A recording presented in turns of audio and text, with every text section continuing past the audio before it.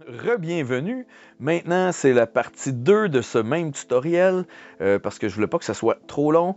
Donc, ce tutoriel, maintenant, ce sera pour l'écriture. Donc, pour écrire dans une image, vous allez devoir sélectionner l'outil ici qui s'appelle l'outil texte que j'encercle présentement.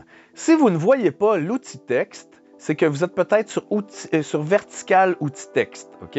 Vous devez, dans ce cas-là, sélectionner l'outil en cliquant sur la clique gauche de votre souris, mais en laissant votre doigt cliquer, ce qui va faire apparaître ce menu, ce sous-menu. Et là, ensuite, vous allez pouvoir sélectionner outil texte.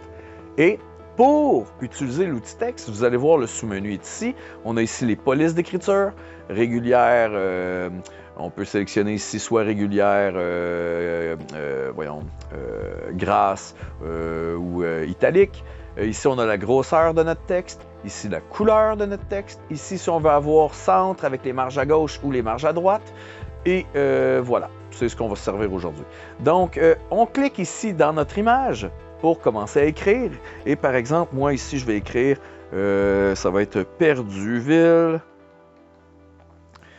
Perduville. Voilà. Puis je vais écrire ici Perduville 666 km. Voilà, c'est loin. C'est loin, Perduville. Donc, j'ai sélectionné mon texte ici, je l'ai mis comme ça ici. J'ai déjà sensiblement, si je veux retourner là, sur mon truc de texte là, pour le modifier, vous voyez, je retourne ici sur l'outil texte et ensuite je reclique dessus. Et là, je pourrais changer ce que j'ai écrit ici ou le nombre de kilomètres. Ou encore, si je sélectionne tout ça, je peux aussi sélectionner le type d'écriture. Là, par contre, malheureusement, on ne voit pas bien. Donc, je vais juste... non, pas faire ça. Excusez-moi, je me suis trompé. Je vais faire ça comme ça ici. OK?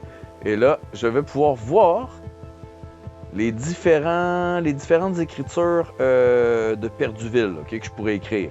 Là, on a toutes les sortes d'écritures ici. Mais par défaut, moi, celle que j'avais sélectionnée, elle était déjà bien. Donc, je vais garder celle-là. Maintenant, je pourrais peut-être grossir si je voudrais mon écriture. OK. Le grossir un peu. Maintenant, je pourrais la replacer au centre, à peu près comme ça. Voilà. OK. Et là, maintenant, j'aurais un panneau où ce serait écrit Perduville 666 km. Les autres petits trucs de modification qu'on pourrait faire pour modifier un peu notre texte, là, si on voudrait, admettons, modifier l'écriture, tout ça, il y a des petits points. Ah, il y a la couleur ici que j'ai oublié de vous dire. La couleur est ici. Donc, vous allez sélectionner, par exemple, si je voudrais l'avoir bleu, je mettrais ça bleu et je ferais OK ici et j'obtiendrais une écriture bleue sur mon panneau. Mais moi, je veux l'avoir en blanc. Donc, je vais resélectionner toute mon écriture ici, comme ça. Je vais resélectionner ma couleur. Je vais faire ça ici, remettre mon petit rond de sélection à blanc. Je vais faire OK. Et mon texte va être redevenu blanc. Voilà, comme ça.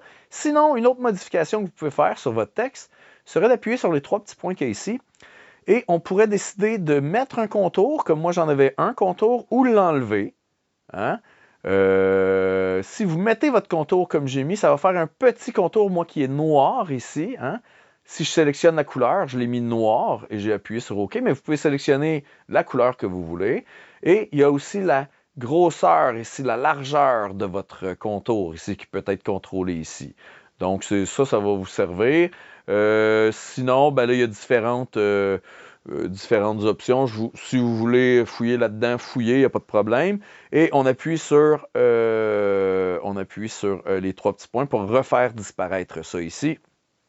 Et voilà notre couleur sélectionnée. Donc, vous savez maintenant comment mettre du texte. Maintenant, on n'oublie pas comment extraire nos photos. On s'en vient ici sur Fichier, Exporter en tant que JPG. Ici, dans ce cas-ci, bon, on n'est plus en test de découpe, mais plutôt en découpe directe. Et je rajouterai à ça mode MOD, hein, parce que je veux que ça soit mode, on est à 98%. J'ai indiqué ici qu'il y a eu une modification par Photopea qui a été faite et que c'est pas mon original. Dans ce cas-ci, ben, c'est moi qui l'ai créé de toute pièce, mais il y aurait pu avoir un original. Donc, et là, maintenant, je fais enregistrer. Voilà, comme ça. Il n'y a rien maintenant qui vous empêche sur cette image, de jouer avec les autres outils que vous avez appris à vous servir au préalable, qui sont ici dans le calque d'ajustement. Donc, par exemple, je pourrais décider de jouer encore ici avec l'exposition, par exemple. Donc, voilà, je mets l'exposition ici, puis là, je m'en viens voir qu'est-ce que je pourrais faire avec le décalage. Ah, je pourrais venir affiner un petit peu l'image pour qu'elle soit un petit peu plus définie, avec des ombrages un petit peu plus marqués, qui est plus intéressant. Est-ce que j'ai amélioré un petit peu la correction gamma? Non, je peux la laisser. Oui, je l'ai amélioré un petit peu, mais je ne suis pas obligé. Je peux la laisser comme ça, c'est quand même intéressant. Puis je pourrais même aller jouer dans les teintes. On se rappelle ici qu'on peut aller jouer dans les teintes et saturation. Donc je pourrais venir ajouter un petit peu de saturation ici à mon image. Pas trop. Et je pourrais même venir jouer dans mes teintes ici et créer quelque chose de complètement loufoque ou c'est ça, bizarre, voilà, par exemple, ici, là, on a quelque chose d'un petit peu bizarre. Donc, voilà. Donc, c'est des manipulations qu'on peut faire par la suite pour terminer notre photo.